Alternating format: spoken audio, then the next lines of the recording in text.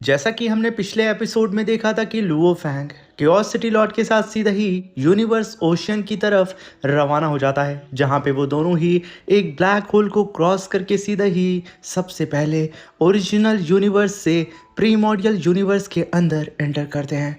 और तभी chaos city lord Luo Fang को लेके आगे बढ़ने लगते हैं। मेरे प्यारे से दोस्तों, अब यहाँ पे हम इस एपिसोड को स्टार्ट करते हैं।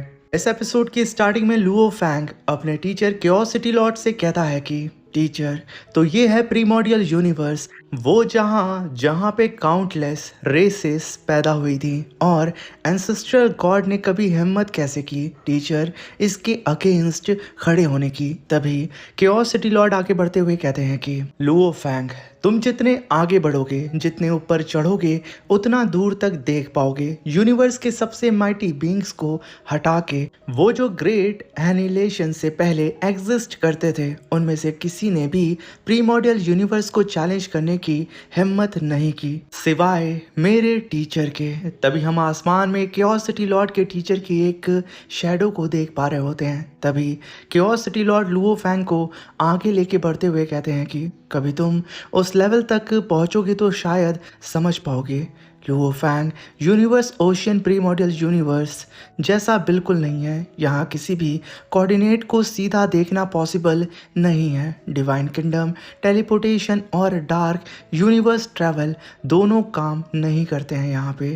तभी लुओ फैंग कहता है कि टीचर, इसका मतलब हम आसानी से यहाँ पे हो सकते हैं। तभी क्योसिटी लॉर्ड कहते हैं कि एग्जैक्टली। ये कहने के साथ वो एक मैप को ओपन करते हैं और कहते हैं कि इसीलिए यूनिवर्स ओशियन में तुम्हें हमेशा मैप और रेफरेंस पॉइंट से नेविगेट करना होता है। कोई भी अनमैप्ड या अननोन टेरिटरी में टेलीपोर्टेशन फॉरबिडन है। आगे जो 39 नेचुरल वार्म होल्स तुम्हें नज़र आ रहे हैं, उनके सारी डेस्टिनेशन डॉक्यूमेंटेड है। हम उन्हें सेफली पास कर सकते हैं। ये कहने के साथ वो एक वार्म होल के अंदर लुओ फैंग को लेके एंटर कर जाते हैं। तभी क्योसिटी लॉर्ड कहते हैं कि और वो जो रेफरेंस पॉइंट है स्मॉल यूनिवर्स, एक स्मॉल यूनिवर्स लगभग 100 मिलियंस लाइट ईयर डायमीटर का होता है और ये वाला तो काफ़ी टाइम पहले ही रूइन बन चुका था। तभी लुओ फैंग कहता है कि रूइन टीचर। तभी क्योसिटी लॉर्ड कहते हैं कि जिस यूनिवर्स लेवल सुप्रीम बीइंग का ये यूनिवर्स था, वो कब का मारा जा चुका है, इसीलिए ये यूनिवर्स भी उसके साथ ख़त्म हो गया। प्रीमोडियल यूनिवर्स ने काउंटलेस रेसेस और पावरफुल बीइंग्स को जन्म दिया, लेकिन हर साइकिल में वो डिस्ट्रॉय होते हैं फिर रिबॉर्न होते हैं। यूनिवर्स के सबसे माइटी बीइंग्स में भी सिर्फ बहुत ही कम लोग होते हैं जो ग्रेट एनिहिलेशन से बच पाते हैं और वो सब यूनिवर्स ओशियन में रिट्रीट कर जाते हैं। जिस साइकिल में हम एग्जिस्ट कर रहे हैं उसे थर्ड यूनिवर्स एरा कहते हैं। हमारे एरा से पहले 2 एराज आ चुके हैं और लुओ फैंग दोनों अपना कंप्लीट कोर्स भी चल के ख़त्म कर चुके हैं। उन एराज से पैदा होने वाले पावरफुल बीइंग्स की तादाद हमारे एरा से बहुत ज़्यादा है। ऊपर से 2 ग्रेट डिवाइन लैंड के वॉरियर्स भी हैं जो काउंटलेस साइकिल सरवाइव कर चुके हैं। इनमें से लगभग सभी ने सुप्रीम सीक्रेट टेक्निक मास्टर कर रखी है। इस वक्त हम यूनिवर्स ओशियन में सबसे वीक फैक्शन है और हमें यहाँ बहुत बड़े थ्रेट्स फेस करने पड़ते हैं। और लुओ फैंग, ओरिजिनली मेरा प्लान था कि मैं तुम्हें यहाँ तब लेकर आता जब तुम यूनिवर्स मास्टर बन जाते, पर फिर सोचा मैंने कि लड़ाई जीतना ज़रूरी नहीं, तुम्हारे पास सरवाइव करने की कैपेबिलिटी है। थोड़ा सा असली टेम्परिंग तुम्हें मिल जाए तो तुम बड़े ही आराम से यूनिवर्स मास्टर बन सकते हो। तुम्हारी कल्टीवेशन की रफ्तार बढ़ सकती है। अभी वहाँ पे क्योसिटी लॉर्ड उस जगह से आगे बढ़ते हैं और लुओ फैंग से कहते हैं कि लुओ फैंग, ये है queen Fang realm, universe ocean के 3 डेडलीस्ट जोन में से एक।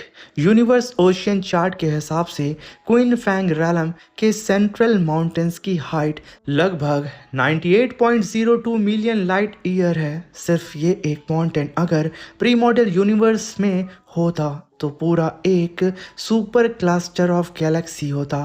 पीक के वाइडेस्ट पॉइंट का जो क्रॉस सेक्शन है वो 12,226,000 लाइट ईयर्स का है। माउंटेन के बाहर वाला हिस्सा आउटर रीजन कहलाता है और यहाँ पे लुओफैंग डेंजर लेवल लो होता है, पर माउंटेन्स के अंदर इनर रीजन होते हैं जहाँ डेंजर लेवल एक्सट्रीमली हाई है। यहाँ तक कि स्ट्रॉन्गेस्ट यूनिवर्स मास्टर भी मर सकता है और माउंटेन कोर वहाँ तो यूनिवर्स लेवल के सुप्रीम बीइंग भी अपनी जान लुओफैंग हथेली पे लेके जाते हैं। हम अभी उससे 100 लाइट ईयर्स दूर हैं और बाहर तुम जो रॉक फ्रेगमेंट देख रहे हो, सोचो वो असली साइज में कितना मैसिव होंगे। तभी लुओफैंग कहता है कि टीचर, रॉक फ्रेगमेंट अगर माउंटेन से कंपेयर करें तो हर फ्रेगमेंट को लाइट ईयर में मेजर करना पड़ेगा। तभी क्यूरियोसिटी लॉर्ड कहते हैं कि बिल्कुल सही, चलो अब आगे बढ़ते हैं। तभी क्यूरियोसिटी लॉर्ड कहते हैं कि लुओफैंग, इस समय हम क्विनफैंग रैलम के आउटर रीजन काउंटलेस कैलेस्टियल रॉक और फ्रेगमेंट से बाहर हुए हैं। ये जो फ्रेगमेंट है इसका डायमीटर 8.2 लाइट ईयर्स है। लुओफैंग ये सुन करके एकदम दंग हो जाता है। अभी वहाँ पे क्यूरियोसिटी लॉर्ड लुओफैंग को लेकर के और ज़्यादा डीप में आते हैं और लुओफैंग से कहते हैं कि founder of the giant axe arena वो इस समय इस कुनफैंग रैलम के डीप में गए हुए हैं ट्रेजर हंटिंग के लिए और इसी वजह से यूनिवर्स ओशियन में ह्यूमन अलायंस और होंग अलायंस के सबसे स्ट्रॉन्ग वॉरियर इस एरिया में गैदर हैं, क्योंकि यहाँ पे हमें अपनों की सुरक्षा करनी होती है, क्योंकि यहाँ पे हमें कोई दूसरा बचाने के लिए नहीं आएगा। अगर एनिमी हमारे सामने आएगा तो हमें अपनों के साथ कंधे से कंधा मिला करके अपने अपोनेंट से फाइट करना पड़ेगा।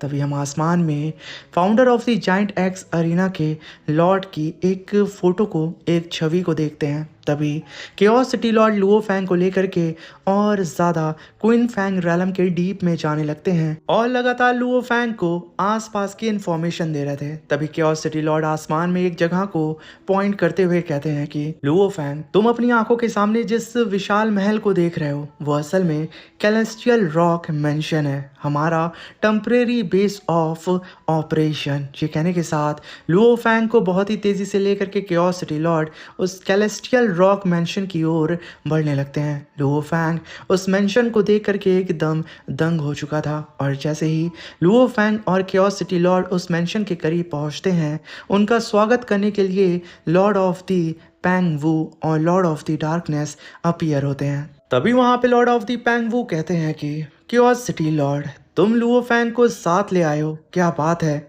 ये कहने के साथ वो लुओफैंग को हेलो बोलते हैं। तभी वहाँ पे lord of the darkness Luofang को देख के कहता है कि lord of the milky way, welcome to Qinfang realm. अभी वहाँ पे लुओफैंग उन दोनों को ही हेलो बोलता है और लॉर्ड ऑफ द पैंग वू को ग्रीट करता है और तभी लुओफैंग उन सभी लोगों के साथ सीधा ही इस मेंशन के अंदर एंटर करने लगता है। तभी हम देखते हैं कि ये सभी लोग एक कॉन्फ्रेंस हॉल के अंदर आकर के अपनी अपनी चेयर के ऊपर बैठना शुरू कर देते हैं, जहाँ पे हम देख पा रहे होते हैं कि इस कॉन्फ्रेंस हॉल के अंदर सीटें छोटी होती हैं, इसलिए सभी कल्टीवेटर्स अपनी डिवाइन बॉडी को छोटा करके उस सीट के अकॉर्डिंग अपनी बॉडी को एडजस्ट कर रहे थे। तभी वहाँ पे क्यूरियोसिटी लॉर्ड अपने पास से वाइन की बोतल को बाहर निकाल करके सभी लोगों को वहाँ पे वाइन सर्व करते हुए कहते हैं कि लॉर्ड ऑफ द मिल्की वे, ये हमारा ट्रेडिशन है, हम नए आए हुए मेहमान को, अपने नए साथी को इसी तरीके से वाइन पिलाते हैं और हम यहाँ पे दुआ करते हैं कि तुम्हारे ट्रेजर्स बाउंडलेस हों और तुम्हारी लाइफ इटर्नल तक हो। ये कहने के साथ वो सभी लोग एक दूसरे के साथ चेस करते हैं, मगर तभी वहाँ पे लॉर्ड ऑफ द रॉक लुओफैंग से कहते हैं कि लॉर्ड ऑफ द मिल्की वे, कुछ चीज़ें हैं जो मुझे तुम्हें वार्न करनी होगी। तभी लुओफैंग कहता है कि lord of the rock please आगे बढ़ें और बताएं। तभी लुओफैंग अपने मन में कहता है कि मैंने सुना है लॉर्ड ऑफ द रॉक का नेचर बिल्कुल स्ट्रेट फॉरवर्ड है, वो बिना ही फिल्टर के अपनी बात को बोलते हैं। तभी लॉर्ड ऑफ द रॉक कहते हैं कि lord of the milky way, universe ocean unpredictable और डेंजरस है, कोई भी फैक्शन जो तुम्हारा नहीं है बिना वार्निंग के तुम पर अटैक कर सकता है। तुम्हारी करंट स्ट्रेंथ के हिसाब से यूनिवर्स मास्टर के साथ रहकर क्विनफैंग रैलम के आउटर रीजन को ऑब्जर्व करना ठीक है, लेकिन अगर तुम अकेले ट्रेजर हंट करने जाओगे तुम अभी उसके लिए रेडी नहीं हो। और हाँ, मैं जानता हूँ कि तुम्हारे पास क्लोन बनाने की एबिलिटी है, लेकिन अगर तुम्हारी ट्रू बॉडी मर गई तुम्हारे सारे सुप्रीम ट्रेजर हो जाएंगे और मेरी एस्टिमेशन के हिसाब से तुम बहुत वैल्यूबल ट्रेजर कैरी कर रहे हो। तभी लुओ फैंग कहता है कि लॉर्ड ऑफ द रॉक अपनी रेपुटेशन पर खरे उतरे हैं। सीनियर, टेंशन मत लीजिए, मैं पूरी तरीके से तैयार होके आया हूँ। तभी लॉर्ड ऑफ द रॉक कहते हैं कि अच्छा, कैसे तुम प्रिपेयर हो और उसका क्या फ़ायदा निकलेगा? तभी लॉर्ड ऑफ द पैंग वो कहते हैं कि फिर भी Lord of the milky way, Lord of the rock की कंसर्न बिल्कुल वैलिड है, क्योंकि फर्स्ट यूनिवर्स एरा के वॉरियर्स सबसे ज़्यादा खतरनाक होते हैं। अगर तुम उनमें से किसी से भी टकरा गए तो वो तुमसे तब तक लड़ेंगे जब तक वो तुम्हें मार ना दे। आफ्टर ऑल, दो ग्रेट डिवाइन सीक्रेट लैंड को छोड़कर यूनिवर्स के सबसे स्ट्रॉन्ग बीइंग भी सिर्फ 3 यूनिवर्स एरा सरवाइव कर सकते हैं। उनका टाइम ख़त्म हुआ तो वो बिना एक्सेप्शन पूरी ही तरीके से मिट जाएंगे। तभी लॉर्ड ऑफ द रॉक कहता है कि और सिर्फ फर्स्ट यूनिवर्स एरा के वॉरियर्स ही प्रॉब्लम नहीं है। तभी लुओ फैंग अपने मन में कहता है कि लिमिट सिर्फ 3 यूनिवर्स एरा ही क्यों है और 2 ग्रेट सीक्रेट डिवाइन लैंड इस रूल से अलग क्यों है? तभी लॉर्ड ऑफ द रॉक कहता है कि ये सब छोड़ दो, बस याद रखना इस एरिया के हर पावरफुल बीइंग का ध्यान रखना, उनसे दूर रहना। हम सब अलग अलग एक्सप्लोर करने जा रहे हैं। हम हमेशा तुम्हारे साथ तुम्हें प्रोटेक्ट करने के लिए वहाँ पे मौजूद नहीं होंगे, इसलिए लॉर्ड ऑफ द मिल्की वे। मगर लुओ फैंग अपने ख्याल में डूबा होता है इस चीज़ को देख करके। वहाँ पे लॉर्ड ऑफ द रॉक चिल्लाते हुए कहता है कि लॉर्ड ऑफ द मिल्की वे, क्या तुम यहाँ पे मेरी बात को सुन भी रहे हो या नहीं?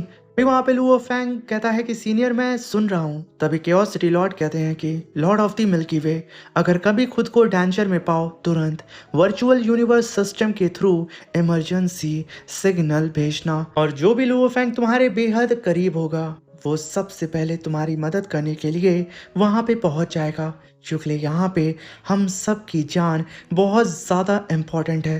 क्योंकि अगर एक भी हम में से मरता है तो ह्यूमैनिटी का पिलर गिर जाएगा और हमें बहुत बड़ा नुकसान उठाना पड़ेगा। तभी यहाँ पे सीन शिफ्ट होता है और हम नॉर्थ हुआ स्नो रैलम का सीन देखते हैं, यानी कि सिटिंग माउंटेन गेस्ट का पैलेस। तभी सिटिंग माउंटेन गेस्ट कहते हैं कि पूती, तुम्हारा little junior brother universe ocean में एंटर कर चुका है। तभी पूती कहता है कि कॉन्ग्रेचुलेशन टीचर। तभी टीचर कहते हैं कि उसकी स्ट्रेंथ अभी बहुत ज़्यादा लैकिंग है, फिर भी मैं तुम्हें वही अपॉर्चुनिटी दे रहा हूँ जो मैंने तुम्हारे सेकंड और थर्ड जूनियर ब्रदर को दी थी। जाओ यूनिवर्स ओशियन की ट्रायल में अपने आप को ट्रेन करो। मैं तुम्हारे लिए कोई ऐसा सुप्रीम ट्रेजर प्रिपेयर नहीं कर पाया जो तुम्हारे लिए परफेक्टली सूट हो, इसलिए मैं तुम्हें ये डिवाइन आर्टिफैक्ट देता हूँ। ये कहने के साथ वो अपनी पावर को अनलेश करके वहाँ पे द डिवाइन वुड को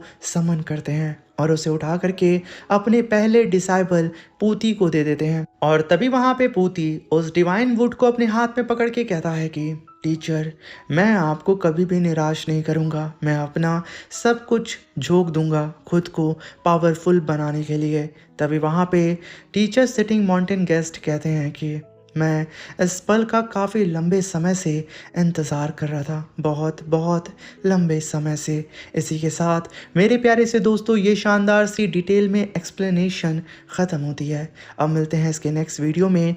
वीडियो अच्छी लगी हो तो प्लीज़ कमेंट करना और वीडियो को लाइक करना मत भूलिएगा और चैनल को सब्सक्राइब करके जाइएगा। Thank you for watching. Bye bye, take care.